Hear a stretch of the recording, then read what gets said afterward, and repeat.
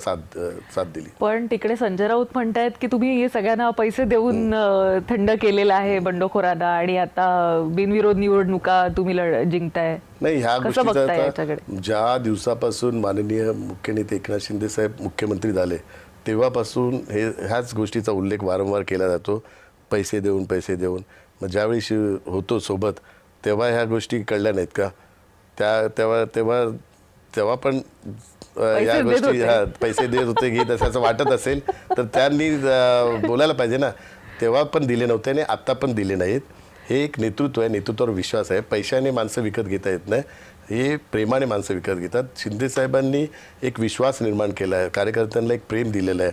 जसं मी उल्लेख केलं की 10 कार्यकर्त्यांना एखाद्याला तिकीट मिळालं तर 9 जणांना राजकीय न्याय कसा मिळेल, त्याचं राजकीय पुनर्वसन कसं होईल असं त्यांनी केल्यामुळेच हे सगळे बंडखोरांनी साथ दिलेली आहे. हे अजूनही त्यांच्या त्याच मनस्थितीत आहेत, पैशाच्याच मनस्थितीत आहे. ह्यांनी आपल्यातून लोक का जातात ह्याचं अजूनपर्यंत आत्मचिंतनच केलं नाही आणि त्याच झुणकीतून अजून तेच वक्तव्य करून त्याच गोष्टींचा पुनरुच्चार करत आहेत. हे असेच राहतील शेवटचा माणूस जाईपर्यंत आणि लोक तीच माणसं शिंदे साहेबांना जोडली जातील आणि त्यांच्या नेतृत्वावर विश्वास ठेवून शिवसेनेत प्रवेश करतील. पण आता हे दोन बंधू एकत्र आलेले आहेत, तुम्ही पण पाहिलं असेल, चहा नाश्ता सगळं एकत्र सुरू आहे. आता एकत्र मुलाखती देखील देणार आहेत.